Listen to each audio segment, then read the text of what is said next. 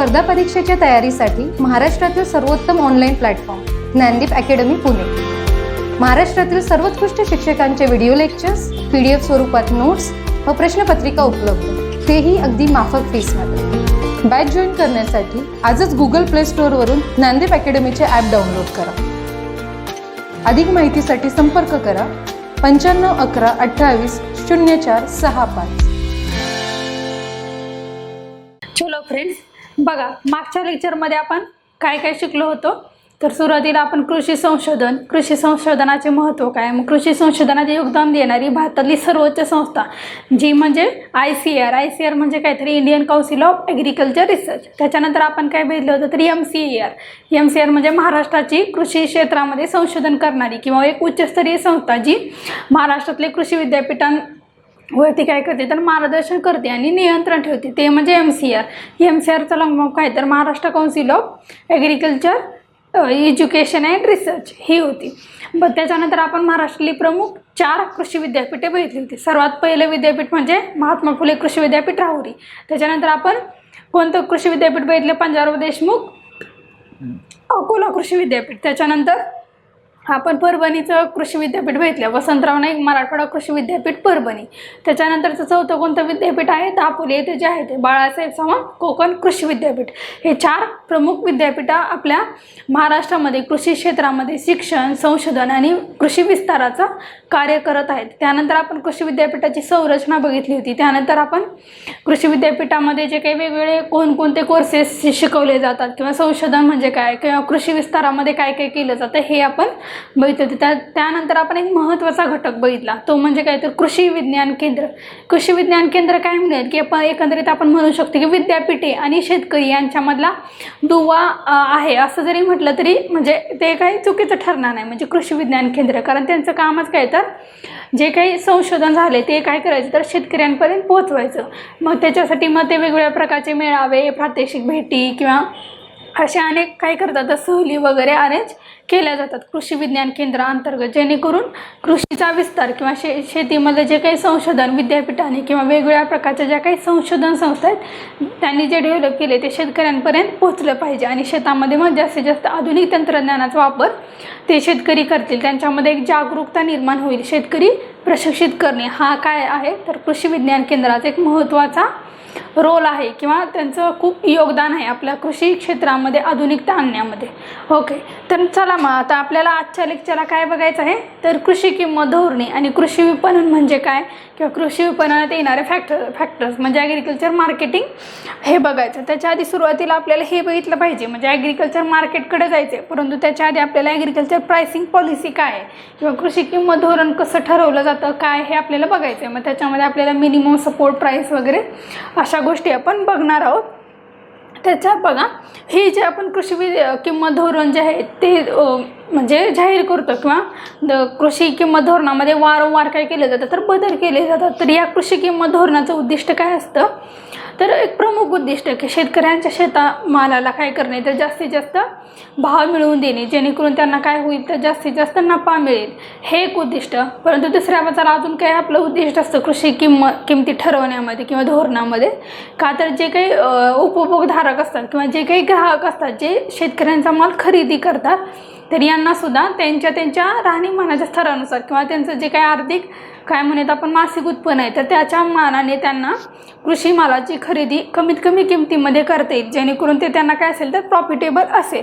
तर या 2 गोष्टी म्हणजे एकीकडं खरेदी करणे आणि एकीकडे विक्री करणे या दोन्हीमध्ये जो काही नफा होणार आहे तो जेणेकरून शेतकरी आणि ग्राहक या दोघांनाही त्याचा फायदा झाला पाहिजे। आणि कृषी विपणनामध्ये किंवा कृषी किंमत धोरणामध्ये किंवा जी काही ॲग्रिकल्चर मार्केटिंगची जी काही चेन आहे तर याच्यामध्ये जे काही मध्यस्थ असतात किंवा मिडलमॅन असतात यामुळे जे काही शेतकऱ्यांचं शोषण होतं किंवा त्यांच्या मालाला म्हणावा असा की पैशीर भाव मिळत नसतो तर तो मिळवून देणे हा कोणतीही कृषी धोरणाचा काय असतो तर मुख्य उद्देश असतो। तर बघा आता मग यामुळं काय होतं कृषी किंमत धोरण आपण ठरवतो किंवा जाहीर करतो, त्यामुळं काय होतं तर शेतमाल जो असतो शेतमालामध्ये जो काही भावामध्ये होणारा जो काही चढ उतार आहे तर तो आपण मेंटेन ठेवायचा किंवा जो काही गॅप आहे किंवा चढ उतारामध्ये खूप एकदम ड्रास्टिक चेंज होतो तर तो कमीत कमी ठेवण्याचा प्रयत्न करणे किंवा एकंदरीत सारखा लेवलला ठेवणे। म्हणजे अत्यंत गरीबातल्या गरीब लोकांना किंवा अत्यंत श्रीमंत लोकांना सुद्धा म्हणजे ते काय झालं पाहिजे तर परवडलं पाहिजे. आता फॉर एक्झाम्पल आपण इथं कांद्याचं घेऊयात. आपल्याला कांदा माहिती की जनरली कधी कधी शेतकऱ्यांना खूपच कमी भाव मिळतो. कधी अगदी 5-10 रुपये किलोने शेतकऱ्यांचा कांदा खरेदी केला जातो. किंवा कधी असं होते की बघा आपण न्यूजपेपरमध्ये काय मागतो की कांद्याच्या किमती एकदम गडाडल्या किंवा कांद्यानं काय केलं तर ग्राहकाला कांदा काय करतोय तर रडवते असं आपण वाचत असतो. काय म्हणजे काय होतं तर म्हणजे एकदमच किमती वाढतात. किंवा आपण काय होतं तर कधी होतं काय असतं तर कांद्याचं उत्पादन एकदमच घटतं आणि मागणी पण वाढलेली असते. याशिवाय मग आपण निर्यात वगैरे पण कायम करतो बंद करतो. किंवा मग एकदमच खूप जास्त भाव वाढतात. मग ते भाव आपल्याला कंट्रोलमध्ये करायचे असतात. मग अशा वेळेस मग आपण काय करतो तर कृषी मालाची निर्यात करतो. किंवा आपण वारंवार ऐकले की कांदा परत आयात करतो आपण आणि मग थोड्याशा कांद्याच्या किमती मेंटेन ठेवल्या जातात. म्हणजे हे कारण की मग हा जो काही चढ उतार भावामधला जो आहे तर तो थोडंसं कुठेतरी मेंटेन ठेवायचा. कारण आपल्याला माहिती एखादा गरीब लोक आहे एकदम शेतमजूर आहे जो डेली वेजेसवरती डेली तो 100-200 रुपयाचं काम करते त्याला पण आणि इव्हन अत्यंत श्रीमंत व्यक्ती आहे ज्याला किती तो महिन्याला 2-3 लाख रुपये पगार कमवते. परंतु त्या दोघांनाही काय आहे तर कांद्याचीच गरज आहे. म्हणजे अगदी असं नाही की म्हणजे ही काय आहे तर आपण काय म्हणतो की जीवनावश्यक ज्या काही वस्तू असतात तर त्या काय असतात तर प्रत्येकालाच लागत असतात. त्यामुळे प्रत्येकाला त्या ग्राहकाला प्रत्येक वस्तू खरेदी करणे हे परवडलं पाहिजे. किंवा त्याच्या आर्थिक म्हणजे स्तरानुसार त्याला ते काय असलं पाहिजे तर माफक दरामध्ये तो माल मिळाला पाहिजे. किंवा इव्हन आपण असं म्हणतो की राईट टू फूड अंतर्गत प्रत्येक व्यक्तीला काय तर अन्नसुद्धा गरजेपुरतं मिळलं पाहिजे. मग ह्या गोष्टी ओके. आणि दुसरं म्हणजे काय तर हा जो काही फरक आहे किंवा आपण बऱ्याच वेळा ऐकतो. आता कांद्याचंच उदाहरण परत घेऊ. बघा शेतकरी बऱ्याच वेळा आता सध्या जर तुम्ही बघितले तर कांद्याची किंमत कमी किंवा शेतकऱ्यांकडून कांदा 10 रुपयेने किंवा 15 रुपयेने जास्तीत जास्त खरेदी केला जातो. परंतु तुम्ही इथं पुण्यामध्ये कोणत्याही एखाद्या किरकोळ मार्केटमध्ये जा आणि मागा की कांदे आम्हाला 1 किलो पाहिजे तर ते आपल्याला सांगतील की हां 40 रुपये किलो कांदा किंवा 50 रुपये म्हणजे एवढा गॅप म्हणजे जवळपास 20-25 रुपयाचा फरक पडला जातो किमतीमध्ये. परंतु ॲक्च्युली शेतकऱ्यांना 40 रुपये किलोने दर मिळतो का तर नाही. तो कितीने घेतलेला असतो अगदी 10-15 रुपयाने. मग हे असं का होतं का तर काही जे मिडलमॅन असतात किंवा जे काही दलाल लोक असतात तर ते काय करतात तर माल खरेदी करतात त्याची साठवणूक करतात आणि जेव्हा तुटवडा असेल तेव्हा त्याची विक्रीला तो माल काढतात. म्हणजे काय करतात हा जो काही मधला नफा आहे तर हे मधले लोकच काय करत असतात तर मालाची खरेदी करत असतात. त्यामुळे काय होतं तर शेतकऱ्याला तर कमी नफा राहतोच. याशिवाय ग्राहकांना मग खूप पैसे मोजावे लागतात. तर मग आपल्याला हे सगळं कमी करायचं किंवा एक बॅलन्समध्ये आणायचं म्हणून मग आपण त्याच्यासाठी कृषी किंमत धोरण जाहीर करत असतो. तर आता बघा आता मग हे शेतमालाच्या किमती स्थिरता ठेवणे म्हणजे हेच एकंदरीत शेतमालाच्या ज्या किमती आहेत म्हणजे जो काय भावामध्ये होणारा चढ उतार आहे तो काय करायचा तर कमीत कमी ठेवायचा. हे पण कृषी धोरणाचं उद्दिष्ट आहे. आता बघा अजून काय करायचं तर आता नेक्स्ट पॉईंट आपल्याला बघायचं आहे तर शेतमालाच्या किमतीमध्ये स्थिरीकरणासाठी उपाययोजना. बघा आता शेतमालाच्या किमती काय करायच्यात आपल्याला स्थिर ठेवायच्यात किंवा एकंदरीत बऱ्यापैकी लेवलला म्हणजे जो काही चढ उतार आहे चढ उतारामधला जो काही गॅप आहे तर तो आपल्याला कमीत कमी ठेवायचा. तर याच्यासाठी मग काय करायचं तर 2 टप्पे अवलंबायचे आणि 2 टप्प्यात योजनेची अंमलबजावणी करायची. तर मग काय करायचं सुरुवातीला काय करायचं तर त्या शेतमालाच्या किमती ठरवायच्या आणि दुसरं काय करणे तर निर्धारित किमती लागू करणे म्हणजे आधी किमती ठरवणे आणि किमती ठरवल्यात फक्त ठरवायचं नाही किंवा कागदावरतीच कृषी किंमत धोरण आखायचं नाही तर त्याचे ॲक्च्युअलमध्ये इम्प्लिमेंटेशन करायचं. आता ते कसं आपण डिटेलमध्ये बघू. तर बघा भारतातील वेगवेगळ्या प्रदेशामध्ये काय आहे तर प्रादेशिक किंवा स्थानिक भिन्नता आहे. त्यामुळे राज्य सरकारने काय करायचं वेगवेगळ्या म्हणजे प्रत्येक राज्यनीय आहे म्हणजे केंद्र सरकारनं जे काही गाईडलाईन देईल तर त्याच्यानुसार मग काय करायचं तर एका ठराविक प्रत्येक राज्याने आपापल्या काय करायचं तर कृषी मालाचं आपल्या राज्यात किती उत्पादन होते किंवा किती तुटवडा आहे आणि किती मागणी या विचार करून काय करायचं तर शेतमालाच्या किमती काय करायचं तर ठरवायच्या. आणि काय करायचं तर मग केंद्र सरकार अल्टिमेटली ह्या राज्यांमध्ये ज्या काही किमती आहे त्याच्यामध्ये काही थोडासा गॅप असेल तर तो कमीत कमी गॅप ठेवण्याचा प्रयत्न मग केंद्र सरकार करतं किंवा केंद्र सरकार मग या राज्यांमधलं जे काही कृषी किंमत धोरण आहे याच्यामध्ये काय करतं तर समन्वय करण्याचे कार्य केलं जातं. त्याच्यानंतर अजून काय करायला पाहिजे तर सरकारी साधने सर्व वस्तूच्या किमती ठरवण्यासाठी पर्याप्त नाही आहेत. बघा म्हणजे सर्व वस्तूच्या किमती ठरवण्यासाठी म्हणजे सरकार हे नाही, म्हणजे सरकारला अनेक कामं असतात. मग हे एवढंच काम आहे का की कृषी मालाची खरेदी करणे किंवा विक्री, मग उद्योग क्षेत्र किंवा सेवा क्षेत्राचे प्रॉब्लेम आहेत किंवा इतर काही शासकीय गोष्टी असतात, असे अनेक त्या सरकारवरती काय असतं तर कामांचा भार असतो. तर मग एवढं सरकारला किंवा गव्हर्नमेंट लेवलवरती एवढं करणं शक्य नसतं. म्हणून मग काय करायचं तर सुरुवातीला फक्त कृषी मालाच्या किमती काय करायच्या तर निर्धारित करायच्या.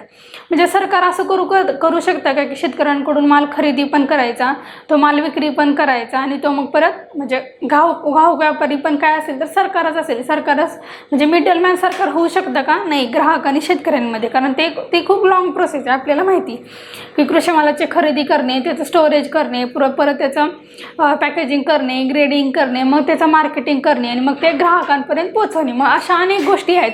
म्हणजे ही प्रत्येक गोष्ट सरकारला करणं काय आहे शक्य नाही आहे. म्हणून काय करायचं तर कृषी किंमत धोरण ठरवायचं. मग या कृषी किंमत धोरण ठरवत असताना मजुरीचा दर काय आहे, मग तिथल्या लोकांचा किंवा प्रत्येक लोकांचा राहणीमानाचा स्तर किंवा त्यांचं इन्कम किती आहे, त्यांचा उपभोग्य मंथली खर्च किती आहे, हे बघून काय करायचं तर आपण कृषी किंमत धोरण काय करायचं तर ठरवायचं. ओके, अजून काय करायचं तर शेतकऱ्यांनी विक्रीसाठी आणलेला सर्व शेतमाल सरकारला खरेदी करणं शक्य नसतं. कारण एवढं जास्त प्रोडक्शन होत असतं किंवा कितीतरी शेतकरी आहेत. आपल्याला माहिती की काही माल आपण बऱ्यापैकी विक्री किंवा निर्यात पण करत असतो. त्यामुळे एवढ्या मालाची खरेदी करणं, साठवणूक करणं किंवा त्याचं जे काही मेंटेनन्स आहे ते सरकारला शक्य नसतं. म्हणजे सरकार एवढ्या ठराविक लिमिटपर्यंत काय करू शकतं, बफर स्टॉक करू शकतो. ते म्हणतात की आम्ही एवढा स्टॉक करू शकतो. परंतु काहीसुद्धा म्हणजे काही राहिलेला जो काही शेतमाल असतो त्याचीसुद्धा शेतकऱ्यांनी काय केलं पाहिजे तर स्वतःहून काय केली पाहिजे तर विक्री केली पाहिजे. ओके, तर बघा शेतमालाची विक्री शेतावर करण्यात अडचणी आहेत. त्यामुळे काय होतं तर शेतमालाची विक्री करण्यासाठी काही प्रमुख बाजारांची निवड करायची. मग आता सरकारनं काय करायचं तर प्रत्येक इंडिव्हिज्युअल गावामध्ये प्रत्येक गावामध्येच बाजार स्थापन करायचा आणि त्याचे मेंटेनन्स करणं सरकार लेवलवरती शक्य नाही आहे. त्यामुळं मग सरकारने काय करायचं तर काही प्रमुख बाजार स्थळात किंवा आपण पुढे बघूयात की कृषी उत्पन्न बाजार समिती एका ठराविक तालुक्याच्या ठिकाणी वेळ असते किंवा एखाद्या तालुक्यामध्ये 1-2 किंवा 5-6 गावासाठी मिळून एक कृषी उत्पन्न बाजार समिती स्थापन केली जाते. परंतु प्रत्येकच गावामध्ये अशा काय म्हणूयात मार्केटिंग सिस्टीम आपण डेव्हलप करू शकत नाही की ज्याच्यावरती गव्हर्नमेंट लेवलवरती काय करता येईल आपल्याला रेग्युलेशन करता येईल. मग ह्या गोष्टी हे जी काही अडचणी आहेत ह्या कमी करायचे किंवा सरकारला डिरेक्टली काय करणं हस्तक्षेप करणं म्हणजे शक्य नाही. म्हणून सरकारने काय करायचं तर एक प्रमुख बाजारपेठा काय करायच्या तर स्थापन केल्या जातात. त्याच्यानंतर काय करायचं तर सामान्यपणे नियंत्रित किंमत असणारे शेतमाल शेतकऱ्यांनी विक्री करावा आणि उपभोक्त्यांनी खरेदी करावी. म्हणजे मध्यस्थांमधून मोठ्या प्रमाणात लाभ उठविला जाणार नाही. म्हणजे शक्यतो शेतकऱ्यांनी काय करायचं तर त्यांना जेवढं शक्य आहे तेवढं काय करायचं तर डिरेक्टली त्या ग्राहकांपर्यंत पोहोचायचं आणि ग्राहकांनी सुद्धा काय करायचं तर शक्यतो व्यापाऱ्यांकडून माल खरेदी न करता त्या शेतकऱ्यांकडूनच माल खरेदी करायचं, जेणेकरून दोघांनाही फायदा आहे. कारण आपण म्हटलं की कांद्याचं आपण उदाहरण घेतले, त्यांना जर 40 रुपये किलो किंवा 45 रुपयाने जर किलो कांदा ग्राहकाला खरेदी करावा लागत असेल आणि जर व्यापाऱ्यांकडून परंतु त्यांनी जर काय केलं शेतकरी आहे त्या शेतकऱ्यांकडूनच जर 30 रुपये किलोनं कांदा खरेदी केला तर ऑब्व्हियसली काय होईल 15 रुपये नफा. म्हणजे 15 रुपये ग्राहकाचे पण वाचतील आणि शेतकऱ्याला पण 10 रुपये 15 रुपये जास्त किमतीला काय होईल तर कांदा विकला जाईल. म्हणजे शेतकऱ्याला पण काय होईल जास्त नफा त्यातून शिल्लक राहील. आणि अजून काय करायचं तर मग हे आपल्याला बऱ्यापैकी माहिती किंवा आपण पुढं बघणारच. आपण अन्नाची जी काही नासाडी म्हणतो किंवा फूड वेस्टेज होते त्यातलं बऱ्यापैकी फूड वेस्टेज हे साठवणुकीमध्ये होतं किंवा ट्रान्सपोर्टेशन आहे किंवा साठवणूक आहे. साठवणुकीमध्ये मग परत अनेक आहे, कीड असतील, उंदीर, घुशी किंवा इतर काही म्हणजे अनेक गोष्टी आहेत. तर त्याच्यामुळे काय होतं तर साठवणुकीमध्ये अन्नाची नासाडी खूप होते. तर मग हे कमीत कमी करायचे का तर शेतकऱ्यांकडे बेसिकली काय नसते तर साठवणूक सुविधा नसते. म्हणून ते काय करतात तर आहे त्या किमतीला शेतमाल विकण्याचा प्रयत्न करत असतात शेतकरी. का तर साठवणूक व्यवस्था नाही आहे तर मग अशा वेळेस त्या माल नासून जाईल. मग त्याच्याऐवजी आहे त्या किमतीला माल विकतात. मग त्याच्याऐवजी काय करायचं सरकारने तर वेअरहाऊस वगैरे बांधायचे किंवा शेतकऱ्यांनाच मग गोदामे किंवा कोल्ड स्टोरेजेस वगैरे बांधण्यासाठी सरकारची मग योजना राबवतात. आणि मग सरकार काय करतं तर शेतकऱ्यांना काय करतं तर अनुदान देतं आणि मग शेतकरी मग काय करतात तर वेअरहाऊस वगैरे बांधतात आणि मग या वेअरहाऊसच्या मदतीनं काय करायचं तर अन्नाची साठवणूक करायची आणि साठवणूक केली तर मग काय होईल वेस्टेज कमी होईल आणि जेव्हा शेतमालाचा तुटवडा होईल तेव्हा ते माल विकायचा. म्हणजे जेणेकरून अन्न म्हणजे जी काही भावामध्ये असली चढ उतार आहे मागणी आणि पुरवठ्यानुसार ती पण काय होईल तर कमी होण्यास मदत होते. मग त्याच्यानंतर आता कृषी खर्च आणि किंमत आयोग, तर हे आपल्याला बघायचं आहे. बघा, आता आपल्याला कृषी खर्च आणि किंमत आयोग, आता आपल्याला त्याविषयी माहिती घ्यायची आहे. कृषी खर्च आणि किंमत आयोग, ज्यालाच आपण काय म्हणतो, CACP म्हणजे काय तर commission for agriculture cost and prices. तर बघा, हे काय आयोग काय म्हणजे या आयोगाचं काम काय आहे, तर आपल्याला माहिती की एक कृषी मंत्रालय असतं आपल्या देशावर म्हणजे देश स्तरावरती, म्हणजे केंद्र सरकारांतर्गत जी काही वेगवेगळी मंत्रालय आहेत, तर त्या अंतर्गत कृषी क्षेत्राबाबत योजना राबवण्यासाठी किंवा कृषी क्षेत्राच्या समस्या सोडवण्यासाठी कृषी मंत्रालय आहे. त्याच पद्धतीनं महाराष्ट्राचं पण कृषी मंत्रालय आहे. परंतु मग हे कृषी मंत्रालयाला पण इतर बऱ्यापैकी गोष्टी असतात कामं, मग हे शक्य त्यांना इंडिव्हिज्युअली शक्य नसतं. मग कृषी मंत्रालयाद्वारे काय केलेलं आहे, मग या कृषी खर्च व किंमत आयोगाची स्थापना केलेली आहे. मग हे कृषी मालाच्या किंमत ठरवण्यामध्ये काय करते, तर कृषी मंत्रालयाला मदत करत असतं. तर त्याच्याबाबत आपण आता माहिती घेणार आहोत. तर बघा, 1964 काय झालं होतं, तर अन्नधान्याच्या किमती ठरवण्यासाठी किंवा त्यावरती विचार करण्यासाठी काय केली, तर यांच्या अध्यक्षतेखाली काय केली, तर एक समिती स्थापन करण्यात आली होती. या समितीनं मग शिफारस केली की शेतकऱ्यांना किंवा शेतमाल प्रोडक्शन करण्यासाठी उत्तेजन देण्यासाठी आणि त्यांना जास्तीत जास्त किफायतशीर काय मिळावा, शेतमालाला भाव मिळावा, यासाठी काय करायची, तर समितीने काही शिफारसी केल्या. मग त्यामध्ये त्यांनी शिफारस केली की कृषी मूल्य आयोगाची स्थापना करावी. कृषी मूल्य आयोग, ॲग्रिकल्चर प्राइसिंग कमिशन, म्हणजे ॲग्रिकल्चर प्राइसिंग कमिशन स्थापन करण्याची शिफारस कोणी केली होती, तर अध्यक्ष झा यांच्या समितीने केली होती. तर आता बघा, मग नंतर यांच्या या समितीच्या शिफारसीनुसार काय केलं, तर मग आपण कृषी मूल्य आयोगाची स्थापना केली. कधी 1965 ॲग्रिकल्चर प्राइसिंग कमिशनची स्थापना 1965 सुरुवातीला केली होती प्राइसिंग. मग नंतर काय केलं, तर 1985 मग हे जे काही कृषी मूल्य आयोग होतं, तर त्याचं नाव बदललं आणि नाव बदलून काय केलं, तर कृषी खर्चला आपण व्यय पण म्हणतो, तर कृषी व्यय व किंमत आयोग याची स्थापना आपण कधी केली, 1985 हे इयर तो लक्षात ठेवा. 20च वर्षांनी एक्झॅक्ट 65-85 हे एवढंच आपल्याला काय करायचं आहे, लक्षात ठेवायचं. आणि कृषी व्यय व किंमत आयोगाची काय करण्यात आली, तर स्थापना करण्यात आली. हा आयोग भारतातील महत्त्वाच्या पिकांच्या किमतीची सरकारला काय करतो, तर शिफारस करण्याचे काम करतो. म्हणजे मेजर काम काय कळालं का, तर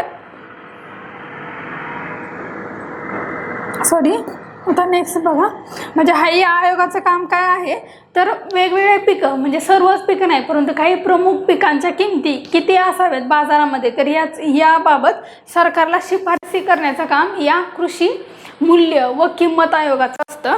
तर आता हे आयोगाचं आपण परत अजून डिटेलमध्ये बघूयात. आता कृषी व खर्च व किंमत आयोग जो आहे, तर या किंमत आयोगाचे काय आहेत, कार्य कोणकोणते किंवा फंक्शन्स ऑफ CACP आपण बघूयात. तर आपण पहिला घटक बघितलंच होतं, एक म्हणजे काय, तर शेतमाल किंमत धोरणाच्या अभ्यासाचा आढावा घेणे.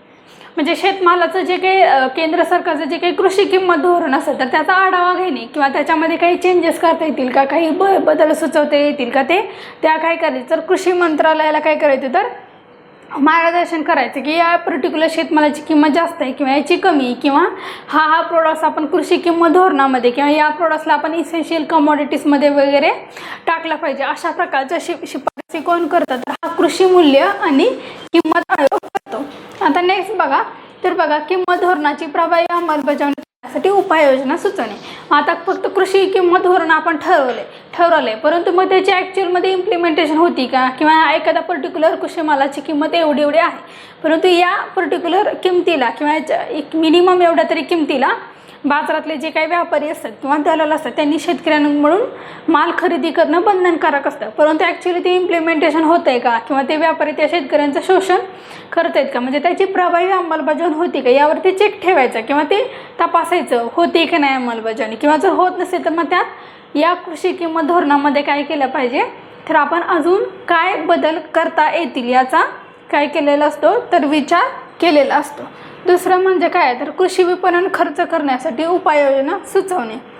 ते कृषी विपणन आहे. मग ॲग्रिकल्चर मार्केटिंग आहे. मग सरकारला ॲग्रिकल्चर मार्केटिंगमध्ये काही बाजारपेठा स्थापन करायच्या आहेत किंवा त्याच्यामध्ये काही इनोव्हेशन करायचं आहे, मग त्याच्यासाठी आपण त्या कृषी मालाच्या विक्रीसाठी आपण किती खर्च केला पाहिजे, तर त्याची पण शिफारस ते सरकारला करतं. त्याच्यानंतर शेतमालाबाबत माहिती गोळा करण्यासाठी काय करायचं तर जे कोणी शेतमालाची माहिती घेते तर ते जे काही संस्था असेल किंवा जे याचं डॉक्युमेंटेशन करतात तर त्यांचा आढावा घेणे हे काम करतं. म्हणजे एखाद्या वर्षी एखाद्या हंगामामध्ये पर्टिक्युलर एखादं क्रॉप आहे किंवा आता सोयाबीनचं प्रोडक्शन दरवर्षी बघा तुम्ही ऐकलं असेल सोयाबीनचं हार्वेस्टिंग करायच्या आधीच बऱ्याच वेळा न्यूजमध्ये आलेलं असतं की यंदा गव्हाचे उत्पादन वाढणार किंवा यंदा शुगरकेनचे उत्पादन काय होणार घटणार. हे कशावरून ठरवतात तर किती क्षेत्र लागवडीखालील आहे. म्हणजे मागच्या वर्षी लागवडीखालील क्षेत्र एवढं होतं 100 लाख हेक्टर होतं, परंतु यावर्षी ऊसाच्या खालील लागवडीखालील क्षेत्र 110 हेक्टर आहे किंवा 90 हेक्टर आहे. म्हणजे एवढं 10 लाख हेक्टरच म्हणजे 10 लाख हेक्टरनेच काय केले तर 10 लाख हेक्टर क्षेत्रच कमी झाले ऊसाच्या लागवडीखालील. तर मग ऑब्व्हियसली काही उत्पादन पर हेक्टर किंवा एकूण शुगर केनचं जे काही प्रोडक्शन आहे इन टर्म्स ऑफ टन्समध्ये तर ते काय होईल तेच कमी होईल. असं मग प्रत्येक क्रॉप प्रोडक्शनच्या बाबतीत आधीच प्रिडिक्शन केलेलं असतं. म्हणजे सपोज एखाद्या वर्षी जर काय झालं पाऊसमान कमी पडला तर मग लगेचच रब्बी पिकामध्ये जर आपण एखादं पीक लावलं हरभरा तर आपण म्हणतो की यंदा पावसाचे प्रमाण खूप कमी आहे, दुष्काळ पडला आहे किंवा दुष्काळ पडण्याची शक्यता आहे, त्यामुळे या पर्टिक्युलर पिकाचं उत्पादन ज्वारी असेल तर किंवा मग मका असेल तर याचं उत्पादन हे दरवर्षी जेवढं होते त्याच्यापेक्षा उत्पादनात तीव्र किंवा अतिशय घट होणार आहे. मग याबाबतच्या जी काही शेतमालाची एकंदरीत सर्व माहिती आहे ती गोळा करणाऱ्या ज्या काही वेगवेगळे इन्स्टिट्यूट असतात तर त्याचा मग हे काय करतं तर हे कृषी किंमत आयोग काय करतं तर वारंवार कंटिन्युअसली काही ठराविक दिवसांनी काय करतं तर आढावा घेतं जेणेकरून की मग सरकारला सुचवायचं की आता कांद्याचं उत्पादन यावर्षी खूप कमी झालं आहे, त्यामुळे येत्या 1-2 महिन्यामध्ये काय होणार आहे तर मार्केटमध्ये जो काही कांदा येणार आहे त्याचं म्हणजे कांद्याची आवक खूप घटण्याची शक्यता आहे. मग कांद्याची आवक खूप घटणार आहे तर मग काय होईल मार्केटमध्ये किमती वाढतील. मग मार्केटमध्ये किमती वाढत आहेत आणि उत्पादन मात्र कमी आहे तर मग अशा वेळेस काय होईल मग ग्राहकांना खूप महाग कांदा खरेदी करावी लागेल. आणि मग त्याच्यासाठी काय करायचं तर मग काही कांद्याची आपल्याला आयात करता येईल का किंवा अजून एनिवेज किंवा उत्पादन जर कांद्याचं जास्त झालं तर आता आपण कांदा निर्यात करू शकतो. म्हणजे अशा बाबतची जी काही माहिती आहे मार्केटमधली तर ती गोळा करायची आणि मग त्यानुसार मग सरकारला काय करतं तर हे कृषी किंमत आयोग मार्गदर्शन करतं. आता अजून बघा आता कृषी विपणन व खर्चाचे परीक्षण करणे म्हणजे काय करायचं.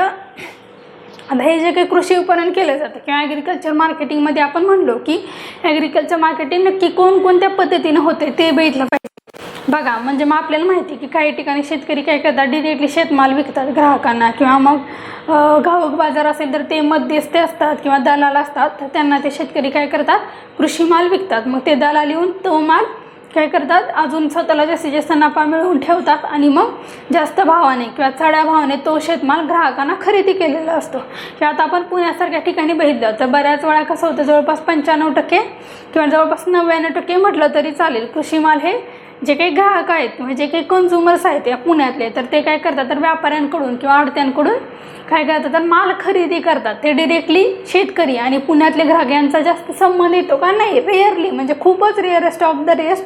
अगदी पुण्याजवळचा जर एखादा शेतकरी असेल तर तोच येऊन शेतात किंवा मग काय करतो तर आठवडी बाजारामध्ये काय करतो तर माल विकत असतो. म्हणजे एवढा काय असं तर म्हणजे ह्या ज्या काही ॲग्रिकल्चर मार्केटिंगच्या ज्या काही मेथड्स आहेत त्याचे काय करणे अभ्यास करणे. अजून काय काम आहे तर शेतकऱ्यांनी नव्या तंत्रज्ञानाचा स्वीकार करण्यासाठी प्रोत्साहन देणारे किंमत धोरण जाहीर करायचे. म्हणजे असे किंमत धोरण जाहीर असावे की शेतकऱ्यांना किफायतशीर भाव मिळेल आणि त्यामुळे काय होईल शेतकऱ्यांना थोडाफार नफा शिल्लक राहील. म्हणजे त्यांचा उत्पादन खर्च निघून त्यांना थोडंफार काहीतरी प्रॉफिट्स राहील म्हणजे एक्स्ट्रा रिटर्न भेटतील जेणेकरून काय होतं शेतकरी मग जर राहिलेला नफा आहे तो काय करतील शेतामध्ये अजून भांडवली गुंतवणूक करतील आणि त्यामुळे काय होईल तर शेतामध्ये आधुनिक तंत्रज्ञानाचा वापर केला जाईल. त्यामुळे मग शेतकरी एकंदरीत शेतकऱ्यांचा विकास होईल. म्हणजे अशा प्रकारचे असावे असं ते काय करतं तर शिफारस करतं. अजून काय आहे तर सध्याच्या शेतमाल किमतीचे परीक्षण करून महत्त्वाच्या सूचना देणे. मग आता पर्टिक्युलर हे सध्याचं जे काही कृषी किंमत धोरण अवलंबलं जाते तर त्याच्यामुळे काही ग्राहकांना तोटा होते किंवा शेतकऱ्यांना पण खूपच जास्त तोटा होते. परंतु जे काही मध्यस्थ आहेत तर तेच काय करत आहे तर या सिस्टीममध्ये काय करत आहे तर जास्तच अननेसेसरीली काय करत आहेत तर नफा खूप जास्त मिळवत आहेत किंवा व्यवस्थित बॅलन्स नाही एकंदरीत त्या पूर्ण ॲग्रिकल्चर मार्केटिंग चेनमध्ये. तर मग हा बदल करायचे तर हा बदल वारंवार सुचवायचे सरकारला की तुम्ही ह्या कृषी किंमत धोरणामध्ये हा बदल करायला हवा असं काय करतं. तर मग हा कृषी खर्च व किंमत आयोग काय करतं वारंवार सूचना देण्याचं काम करत असतं. ओके. तर अजून काय करायचं, तर शेतमालाच्या किंमत आणि उत्पादनाच्या समस्येसंदर्भात सरकारला सल्ला द्यायचा. हां, मग आता एखादा प्रोडक्ट आहे तर त्याची किंमत खूप कमी झाली किंवा एखाद्या वर्षी एखाद्या प्रोडक्टची उत्पादकता खूप कमी झाली किंवा पर हेक्टरीच एवढं क्रॉप प्रोडक्शन यायला हवं होतं, परंतु एवढंच येते. तर मग हे पण मग ते कृषी किंमत आयोग सरकारला सजेशन करू शकतं की एखाद्या पर्टिक्युलर क्रॉपची उत्पादकता आपल्या देशामध्ये कमी झाली, तर मग ते आपल्याला उत्पादन वाढवायचं आहे. मग त्याच्यासाठी आपण आधुनिक जातींचा वापर करणे किंवा आधुनिक तंत्रज्ञानाचा वापर करणे किंवा शेतकऱ्यांमध्ये अजून जास्त जागरूकता वाढवणे किंवा जे काही मधले व्यापार आहे तर ते कमीत कमी कसं शोषण करतील यासाठी आपल्याला आधुनिक काही पद्धती विपणनामध्ये वापरता येतील का याबाबत सल्ला देण्याचं काम हा कृषी किंमत आयोग करत असतो. मग औद्योगिक क्षेत्रातील घटकांचा शेतमालाच्या ह्याच्यावरती किंमत धोरणावर होणारा प्रभाव पण अभ्यासायचा. म्हणजे बघा, आपल्याला फॉर एक्झाम्पल मला आता कॉटन इंडस्ट्री किंवा कापूस आहे तर कापसावरती जेवढं जास्त प्रोसेसिंग होईल किंवा कापसाला जेवढी काय म्हणत आपण कपडे जेवढी जास्तीत जास्त तयार होतील तेवढं काय होईल तर या कापसाची पण मागणी वाढेल, म्हणजे कापसाला पण किंमत मिळेल. म्हणजे असे कोणकोणते औद्योगिक घटक आहेत किंवा औद्योगिक प्रक्रिया आहेत ज्याचा शेतमालाच्या किंमत धोरणावरती परिणाम होते, तर त्याचा काय करायचं तर अभ्यास हा कृषी किंमत आयोग करतो आणि त्यानुसार मग सरकारला वारंवार मार्गदर्शन करत राहतो. ओके, आता नेक्स्ट बघा, मग हे काय झालं तर या कृषी खर्च व किंमत आयोगाची कार्य आपण आता बघितली. तर आता आपल्याला काय करायचं आहे तर आता हा कृषी खर्च आणि किंमत आयोग काय करतो तर हे जे काही शेतमालाची जी काही किंमत आहे किंवा कृषी किंमत धोरण जे हे ठरवताना मग कोणकोणत्या घटकांचा विचार करतं किंवा कृषी किंमत धोरण ठरवताना एखाद्या पर्टिक्युलर क्रॉपची किंमत एवढी किंवा एखाद्या पर्टिक्युलर क्रॉपची किंमत आपली जास्त वाटते किंवा कमी वाटते किंवा या पर्टिक्युलर क्रॉपची किंमत जर आपण एवढी कमीत कमी ठेवली तर मग शेतकऱ्यांचा तोटा होते. मग अशा दृष्टीनं अशा कोणकोणते घटक आहे ज्याचा अभ्यास करून हे कृषी किंमत आयोग काय करत असतं तर कृषी मालाची किंमत ठरवत असतं. तर ते कोणकोणते घटक आहेत ते आपण बघूयात. त्यातला पहिला घटक आहे शेतमालाच्या मागणी पुरवठ्याची स्थिती. म्हणजे शेतमालाची म्हणजे पुरवठा किती किंवा सप्लाय ऑफ ॲग्रिकल्चर प्रोड्यूस किती होत आहे आणि मागणी म्हणजे डिमांड काय ते बघायचं. त्याच्यानंतर काय बघायचं तर पीक लागवडीचा खर्च, म्हणजे एखादं पीक आहे किंवा एखाद्याचं उत्पादन खर्चच किती झालं आहे त्या पिकासाठी. हां, आता 1 किलो कांदा प्रोड्यूस करायला जर शेतकऱ्याला 10 रुपये खर्च होतो आहे आणि जर त्याचा कांदा जर व्यापारी 11 रुपये किलोनं घेत असेल तर मग काय तर त्याचा खर्च निघतो किंवा त्याला राहिलेला जो काही नफा आहे तो अगदीच काय 1 रुपयाचा फक्त नफा आहे. मग 1 रुपयाचा नफा म्हणजे ॲक्च्युली त्या शेतकऱ्याला सुद्धा जास्त नफा मिळत नाही किंवा त्याची मजुरीच तेवढी मिळते त्या शेतकऱ्याला, पर्टिक्युलर तो एवढ्या दिवस राबलेला असतो. मग हा पीक लागवडीचा खर्च अभ्यासायचा आणि जेणेकरून शेतकऱ्यांना जास्तीत जास्त कृषी मालाला किंमत द्यायची, जेणेकरून त्यांना जास्तीत जास्त काय होईल तर भाव मिळेल. किंवा आता आपण म्हणतो की किंवा स्वामीनाथन आयोग तुम्ही ऐकलं असेल की स्वामीनाथन आयोगानं काय केलं होतं तर शिफारसी दिल्या होत्या शेतकऱ्यांची परिस्थिती सुधारण्यासाठी.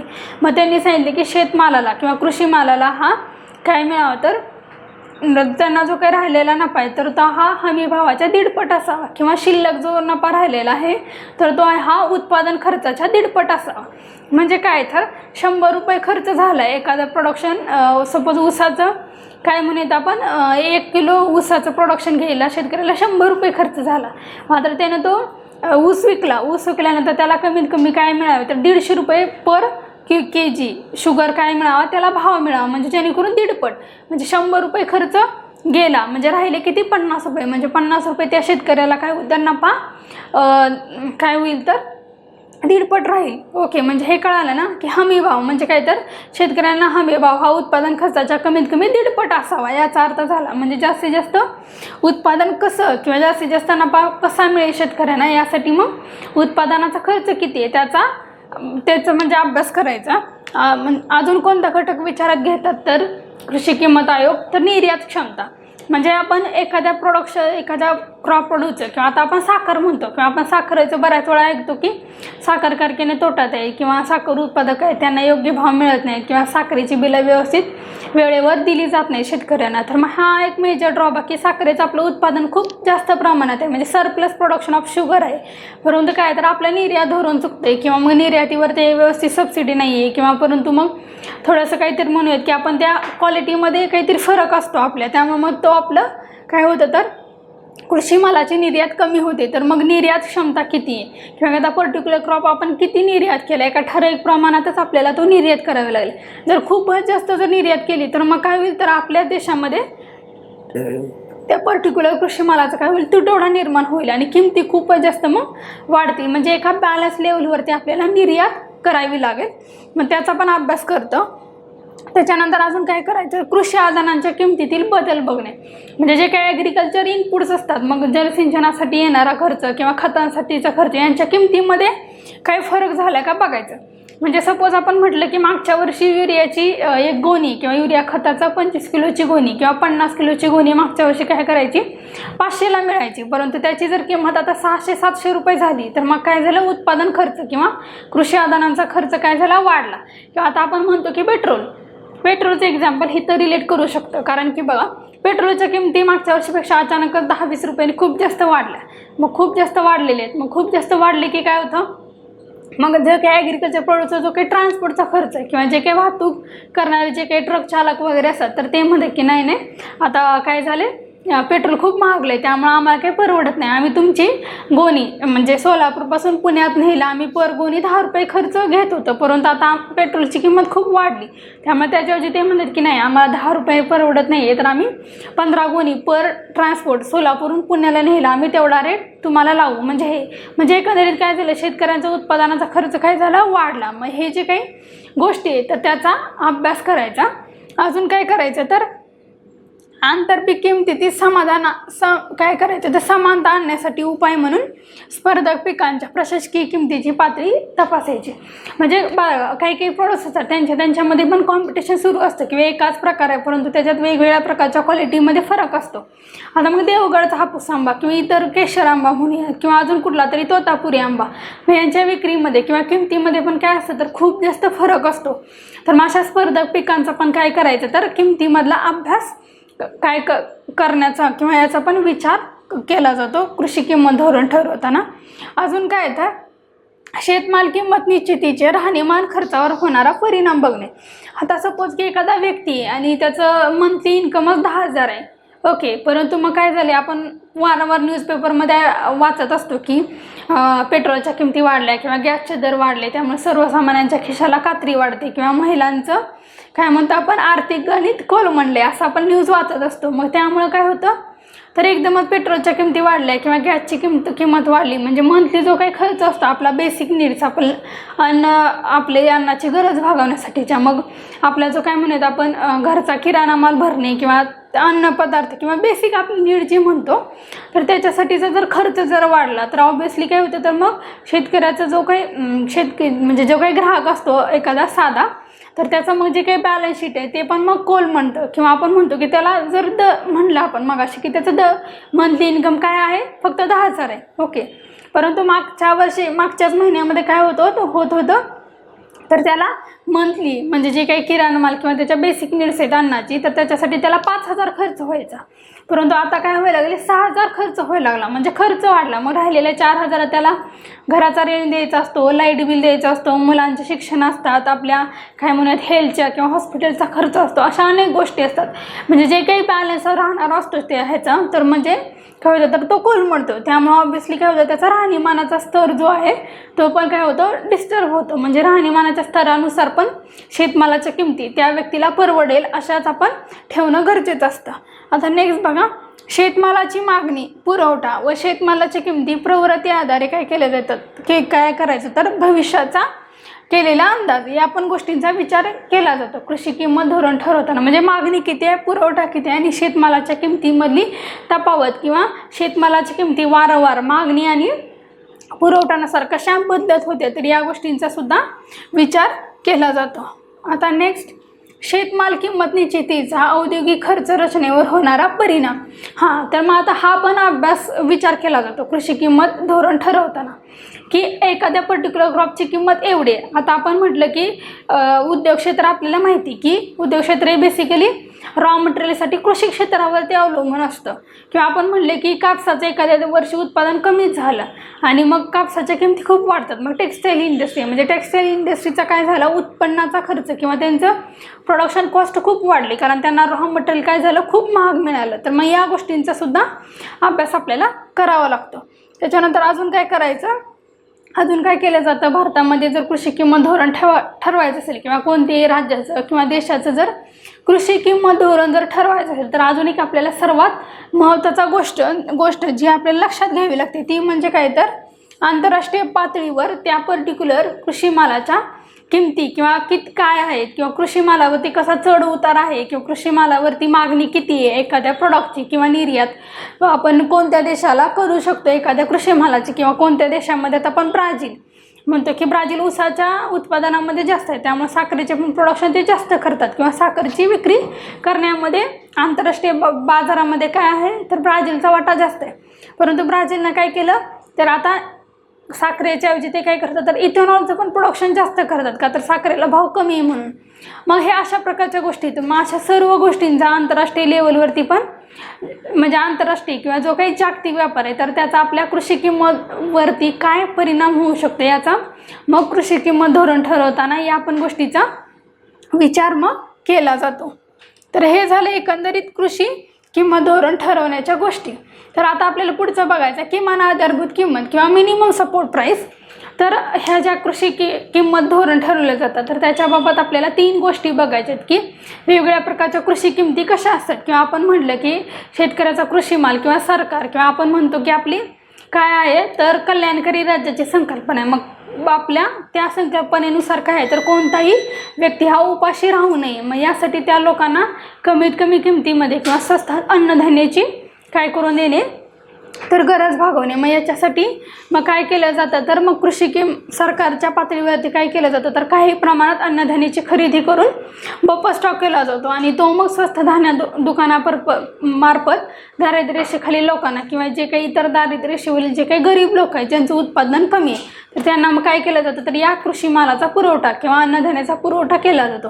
यामुळं काय होतं तर मग सरकार काय करतं तर एकंदरीत शेतकऱ्यांना पण चांगला भाव मिळतो आणि दुसरं म्हणजे काय करतो तर गरीब लोकांना पण अन्नाची गरज भागवतं. मग याच्यासाठी मग सरकार जे काही वेगवेगळ्या प्रकारच्या किमतीनं शेतकऱ्यांचा माल खरेदी करतं किंवा विक्री करतं तर त्याच्या आपल्याला 3 किमती बघायच्या आहेत. तर त्यातली पहिली काय आहे तर किमान आधारभूत किंमत किंवा मिनिमम सपोर्ट म्हणजे काय आपल्याला माहिती नावातच आहे. किमान आधारभूत किंमत म्हणजे मिनिमम आपण त्या शेतकऱ्याला एवढा तरी मोबदला द्यावा किंवा एवढी तरी एखाद्या पर्टिक्युलर पिकाची किंमत आपण द्यावी. ती किंमत म्हणजे काय झाली तर मिनिमम सपोर्ट प्राईस किंवा आपल्याला माहितीच आहे परंतु आपण अजून जास्त सायंटिफिक भाषेमध्ये बघूयात की मिनिमम सपोर्ट म्हणजे काय. तुम्हाला जर कोणी विचारलं किंवा एक्झामला आलं तर माहीत असावं.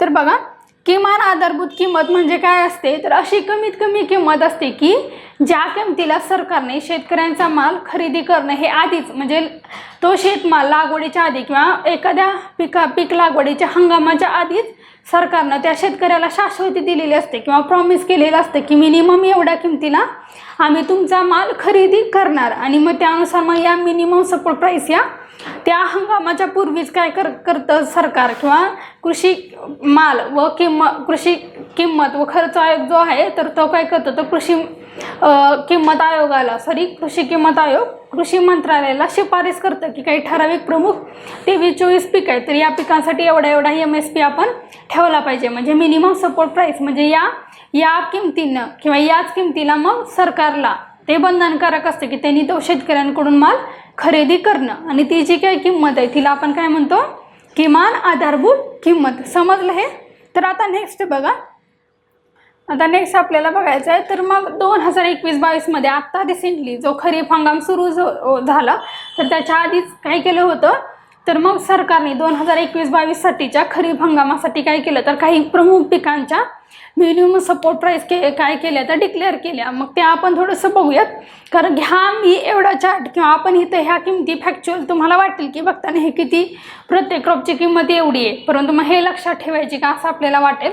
परंतु तुम्ही क्वेश्चन बघितले असतील तर तुमच्या लक्षात येईल की आयोगाने काय केलेलं आहे असं डिरेक्टली विचारलेले 2020-21 या पर्टिक्युलर क्रॉपसाठी आय थिंक मला वाटते गहूची MSP विचारली होती. कधी 2018ला येतील 2018 की 19ला आयोगाने डिरेक्टली विचारलं होतं गहू या पिकासाठी मिनिमम सपोर्ट प्राईस किती होतं. मग ऑप्शन होते मग 1925 1975 किंवा मग 1850 असे ऑप्शन होते, तर त्याचं उत्तर होतं 1975. परंतु 1925 असेल तर मग आपलं कन्फ्युजन होतं. त्यामुळे काही काही गोष्टी ज्या आहेत, जशा टाईपचे आयोग क्वेश्चन विचारतात तर त्या टाईपचे क्वेश्चन आपल्याला काय करावे लागतात, तर दोन पार्टच काही काही फॅक्ट्स लक्षात ठेवावे लागतात. त्यामुळे आपल्याला हे आपण यावर्षीची जर मेन्स तुम्ही देणार असाल, आता 2022 म्हणजे 21साठीची म्हणजे 20ची, आपण 20ची पूर्वपरीक्षा दिली, परंतु आता आपण जेव्हा तुम्ही मेन्स द्याल त्यावेळेस जर तुम्हाला या वर्षासाठी जर MSP जर विचारल्या तर तुम्हाला हा चार्ट पाठ करावा लागेल. आणि जर तुम्ही नेक्स्ट अटेम्प्टसाठी काही स्टुडंट नवीन असतील की ज्यांनी अजून पूर्वपरीक्षा नाही दिली किंवा पुढच्या अटेम्प्टसाठी तयारी करत असतील, तर त्यांनी मग काय करायचं आहे, तर पुढच्या वर्षीच्या किमती म्हणजे 2022साठी आयोगानं किमती काय काय डिक्लेअर केलेल्या आहेत, तर त्या मग पुन्हा या चार्टमध्ये तुम्ही काय करायचे, तर चेंजेस करा पुढं आणि मग त्यावर्षी पुन्हा त्या किमती तुम्ही लक्षात ठेवायच्या आहेत. तर आत्ता आपण या वर्षीसाठीच्या किमती बघूयात.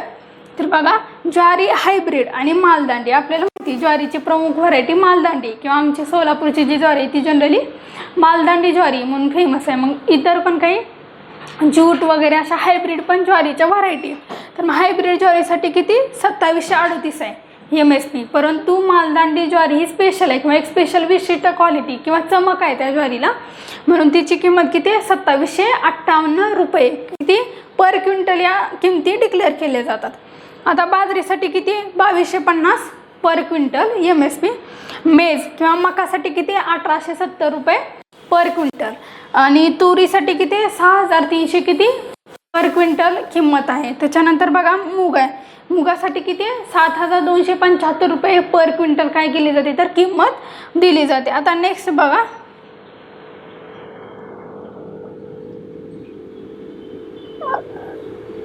आता उडीदसाठी किती MSP डिक्लेअर केलं आहे 6300 रुपये. आता नेक्स्ट सोयाबीनचं एक लक्षात ठेवा, विचारू शकतात, कारण सोयाबीनचं प्रोडक्शन आपल्या राज्यामध्ये बऱ्यापैकी अनेक ठिकाणी जिथं कोरडो भाग आहे तिथं घेतलं जातं, म्हणून ह्याचं विचारण्याची शक्यता आहे. सोयाबीनची किती MSP 3950 रुपये पर क्विंटल. धान म्हणजे राईस आहे, सामान्य म्हणजे नॉर्मल असेल तर 1940 रुपये आणि धान ग्रेड A असेल तर 1960. कारण धान इथं का म्हटलं जातं, कारण विदर्भामध्ये जनरली धानाचं उत्पादन घेतले जातं किंवा ज्याला राईस म्हणतो आपण, तर जनरली तिकडं त्या भागात राईसला धानच म्हणतात किंवा तांदळाला, म्हणून धानाचं आपण इथं तसंच दिलेलं असतं. 1900 ग्रेड ए म्हणजे काहीतरी चांगल्या क्वालिटीचं धान आहे, तर त्याला किंमत किती आहे 1960 रुपये. त्याच्यानंतर तिळासाठी किती आहे 7307 रुपये.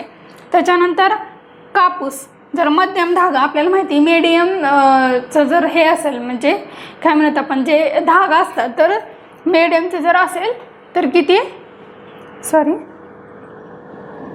जर मीडियम असेल तर 5726 रुपये. परंतु लॉंग धागा आहे, जेवढा धागा जास्त असेल तेवढा तो त्या कापसाची क्वालिटी काय असते तर चांगली असते. मग मोठा धागाच्या कापसासाठी किती किंमत आहे 6025 रुपये आणि गव्हासाठी किती व्हीट 1975 रुपये. ओके, म्हणजे आता तुमच्या हे लक्षात राहील अशी मी अपेक्षा करते. आणि काय करायचं, रिव्हिजन केल्यावर लक्षात राहतं आणि प्रमुख पिकांच्या किमती काय करायच्या लक्षात ठेवायच्या. नेक्स्ट इयरला पण जनरली कसं होतं, मोस्टली तुम्हाला असं वाटेल की आता हे पण पाठ करायचं आणि परत नेक्स्ट इयरला पण परत अजून पाठ करायचं का, तर जनरली या मिनिमम सपोर्ट प्राईस आहे याच्यामध्ये सहसा घट कधीच नसते. मोस्टली किमती 50, 100, 75 रुपयाने वाढवलेल्याच असतात MSP मध्ये. कारण काय तर वरचीवर महागाई वाढत असते, त्यामुळे वरचीवर उत्पादनाचा खर्च पण वाढतो, त्यामुळे शेतकऱ्यांना पण जास्तीत जास्त नफा मिळणं गरजेचं असतं. त्यामुळे मग ह्या किमतीमध्ये वाढच होते, म्हणून लक्षात ठेवायचं. ओके, तर आता नेक्स्ट बघा, किमान आधारभूत किमती म्हणजे काय तर शेतमालाच्या किमतीचे प्रकार. त्यातला पहिला प्रकार आपण बघितला आताच, किमान आधारभूत किमती म्हणजे काय, तेच म्हणजे तेच की शेतमालाच्या विशिष्ट किमतीची दिलेली दीर्घकालीन हमी किंवा सरकारने एक विशिष्ट शेतकऱ्यांना हमी दिलेली असते की आम्ही तुमचा माल या पर्टिक्युलर किमतीला खरेदी करू म्हणजे ही जी काय हमी आहे ती म्हणजे काय तर किमान आधारभूत किंमत असतं. आता नेक्स्ट काय आहे, तर किमान आधारभूत किंमत सरकारकडून काय होतं तर शेतीचा हंगाम सुरू होण्यापूर्वी जाहीर केली जाते. आपण म्हणलंच की डेफिनेशनमध्ये बघितलं, दरवर्षी एखादा खरीप हंगाम असेल किंवा रब्बी पिके असतील तर रब्बी पिकेच्या हंगामापूर्वी किंवा खरीपाच्या आधी काय केलं जातं तर मग या किमती डिक्लेअर केल्या जातात. मग हे हंगामापूर्वी का डिक्लेअर केले जात असतील बरं, तुम्हाला काय वाटतं याचं काय लॉजिक असेल की हंगामापूर्वीच का किमती डिक्लेअर करायच्या, कारण की बघा, शेतकऱ्याला एखाद्या पर्टिक्युलर पीक लावायचं आहे, तर त्याला जर कळालं की एखाद्या, आता सपोज सोयाबीन आहे, सोयाबीनसाठी जर सध्या तुम्ही बाजारात बघितले तर मार्केटिंगसाठी जर सपोज रेट आहे 3700 रुपये क्विंटल किंवा 3600 रुपये क्विंटल, परंतु सरकारने काय म्हणले की आम्ही तुमचा माल लागवड करण्याच्या आधीच सांगितलं की, किंवा शाश्वती असते की म्हणजे शेतमालाची किमती, किंवा आता आपण म्हणलं सुरुवातीला सध्या एवढी किंमत आहे आणि मग काही 3-4 महिन्यांनी काय होणार आहे, सोयाबीनचं क्रॉप प्रोडक्शन जे आहे ते अजून जास्त वाढणार आहे, म्हणजे उत्पादन जास्त होईल आणि मागणी पण मग असेलच. मग त्यामुळं काय होईल, उत्पादन एकदमच जास्त वाढलं, त्यामुळे 3600-3700 रुपये जो काही सोयाबीनला भाव आहे तो काय होईल, तर त्या काढणीच्या नंतर काय होणार आहे, तर अजून जास्त वाढणार आहे. जेव्हा त्यामुळं कारण की हे का होतं, कारण सगळे शेतकरी काय करतात, ॲट अ टाईम एकाच टाईमला कृषी माल बाजारात विक्रीला नेतात. त्यामुळं काय होतं, मग सोयाबीनच्या किमती काय होतात, पटकन एकदम खाली कोसळतात. मग काय होतं, त्यामुळं मग शेतकऱ्यांचा लॉस होतो. मग ते म्हणतात की आता एवढ्या कमी किमतीला माल तर विकायचा आहे, परंतु शेतकऱ्याला विकणं पण भाग असतं, कारण की मग शेतमजुरांचे रोजगार देणे असतात, किंवा मग त्यांनी काही कर्ज काढलेलं असतं, किंवा मग त्यांनी उत्पादनाचा जो काही खर्च काढलेला असतो तेव्हा किंवा त्यांच्या इतर काही गरजा असतात, तर त्या भागवण्यासाठी ते काही करतात, तर माल न साठवता पटकन विक्री करतात. मग अशा वेळेस आणि एकतर भाव पण खूप कमी आहे, मग शेतकऱ्यांना नफा खूप कमी राहतो. तर मग त्याच्यासाठी काय केलं जातं, तर मग शेतकऱ्यांना जास्तीत जास्त नफा मिळावा म्हणून मग आधीच किमती जाहीर करायच्या. हां, मग शेतकऱ्याला आता समजलं की नाही, यावर्षी तर उलट अजून MSP वाढवलं आहे सरकारनं आणि 3950 रुपये, म्हणजे बाजारात किती का किमती असू द्या, भले 3500 रुपये असू द्या किंमत किंवा 3400 रुपये पर क्विंटल सोयाबीनला जरी दर असला तरी सरकार काय करणार आहे, तर माझा माल 3950 रुपयाने खरेदी करणार आहे. त्यामुळे मग शेतकऱ्याला एक शाश्वती असते की हां, माझा माल म्हणजे मला किमान एवढा भाव मिळणार आहे. त्यामुळे शेतकऱ्यांना काय मिळते, तर एक सुरुवातीलाच ते पर्टिक्युलर पीक लावायची काय मिळते, तर एक प्रेरणा मिळते. म्हणून मग हंगामाच्या पूर्वी काय केलेलं असतं, तर या किमती काय केलेल्या असतात, तर सरकारकडून डिक्लेअर केलेल्या असतात. आणि दुसरं म्हणजे काय होतं, तर जर कमी किंमत मिळाली तर मग काय होतं, तर त्यांचं नुकसान होतं. तर मग हे नुकसान भरून काढण्यास मग शेतकऱ्याला काय होतं, तर सरकार मदत करत असतं.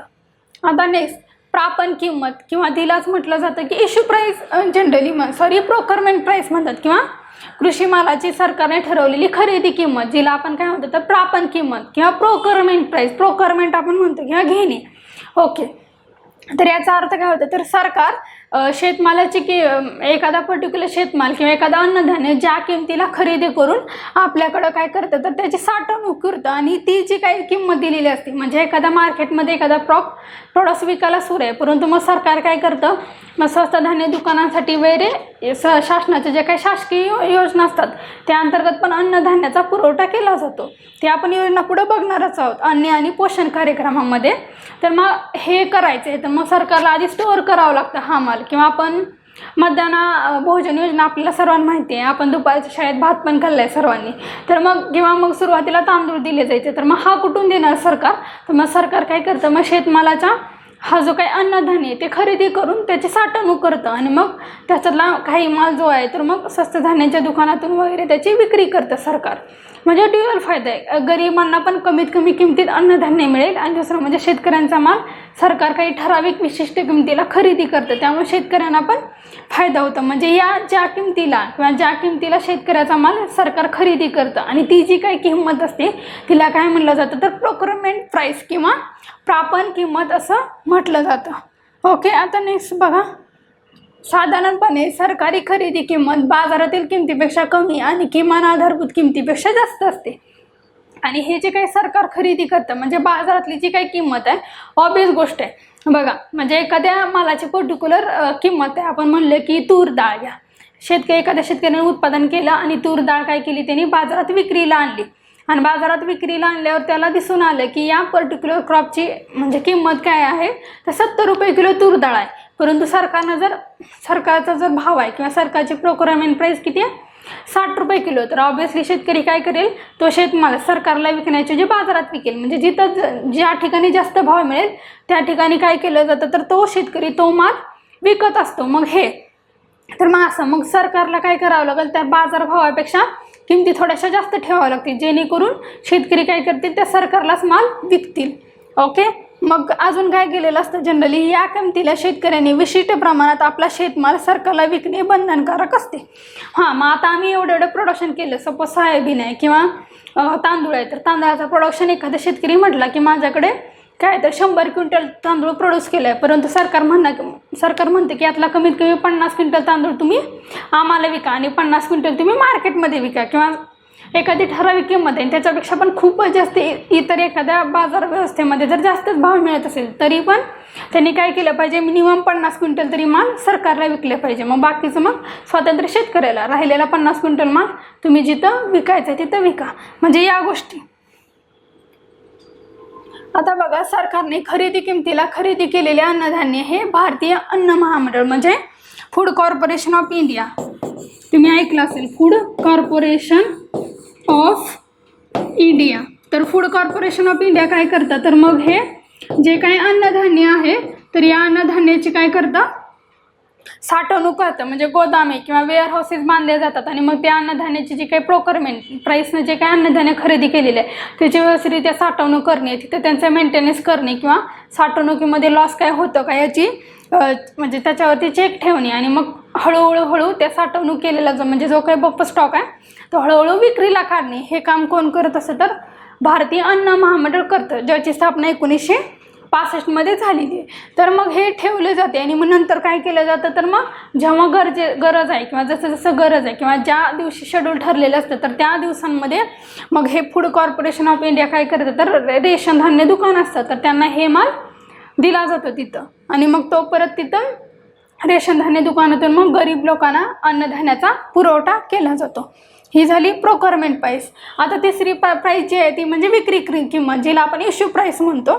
तर ही इश्यू प्राईस म्हणजे काय, तर सरकारने शेतमालाच्या विक्रीसाठी ठरवून दिलेली किंमत म्हणजे काय, तर विक्री किंमत. इश्यू प्राईस म्हणजे काय, तर विक्री किंमत. म्हणजे आता सरकारनं एखादा कृषी माल खरेदी केला त्याची जी किंमत असते ती प्रोक्युरमेंट प्राईस झाली. आता इश्यू प्राईस म्हणजे आता सरकारनं अन्नधान्य खरेदी केलं एखाद्या पर्टिक्युलर म्हणजे 5 रुपये किलोनं त्यांनी गहू खरेदी केला, ती काय झाली, प्रोक्युरमेंट प्राईस झाली. परंतु तिथून पुढं त्यांनी काय केलं, तर तो माल त्यांना काय करायचा आहे, तर स्वस्त धान्य दुकानामधून दारिद्र्यरेषेखाली लोकांना विकायचं आहे. परंतु ते दारिद्र्यरेषेखाली लोकांना तो 5 रुपये किलोनं गहू परवडत नाही आहे. तर मग अशा वेळेस काय करतं, तर सरकारचा जरी लॉस झाला तरी सरकार म्हणते की नाही, त्या लोकांसाठी तुम्ही 3 रुपये किलोनं गहू किंवा 2 रुपये किलोनं तांदूळ जे काय असेल तो भाव, तर तो भाव दिला जातो. तर ती जी काही विक्री किंमत आहे सरकारकडून अन्नधान्य पुरवठ्याची, तर ती जी काही किंमत आहे त्याला काय म्हणतात, तर विक्री किंमत किंवा इश्यू प्राईस म्हणतात. आणि या विक्री किमतीच्या सहाय्याने मग स्वस्त धान्य दुकानातून मग ज्या काही बेसिक नीड असतात अन्नधान्याची, गहू तांदूळ किंवा इतर भरड धान्य किंवा साखर किंवा गोड तेल अशा वस्तू मग या काय केल्या जातात, तर या इश्यू प्राईसने त्या ह्यांना विक्री केल्या जातात. ओके, तर ह्या झाल्या एकंदरीत 3 विक्री किमती. ओके, म्हणजे 3 कृषी किमती आपण बघितल्या. तर आता नेक्स्ट पार्ट जो आहे याच्याच रिलेटेडचा पुढचा आपण म्हणजे हे मग कृषी मालाच्या किमती विक्री करणाऱ्या काही संस्था, शासकीय संस्था किंवा कसा मार्केटिंगमध्ये अजून काही गोष्टी आहेत किंवा कृषी विपणनाचे प्रकार वगैरे, तर ते आपण काय करूयात नेक्स्ट लेक्चरमध्ये बघूयात. आणि मग तोपर्यंत इथंच थांबूयात. जर या कन्सेप्टमध्ये काही डाऊट असेल तर मला कमेंट करून मेसेजमध्ये कळवा. चलो, मग आपण इथंच थांबतोय आता आणि नेक्स्ट लेक्चरला मग भेटूयात. Thank you. Have a good day. स्पर्धा परीक्षेच्या तयारीसाठी महाराष्ट्रातील सर्वोत्तम online platform Gyandeep academy Pune. महाराष्ट्रातील सर्वोत्कृष्ट शिक्षकांचे व्हिडिओ लेक्चर्स, PDF स्वरूपात नोट्स व प्रश्नपत्रिका उपलब्ध, तेही अगदी माफक फीसमध्ये. बॅच जॉईन करण्यासाठी आजच Google Play Storeवरून ज्ञानदीप अकॅडमीचे ॲप डाउनलोड करा. अधिक माहितीसाठी संपर्क करा 95 11 28 04 65.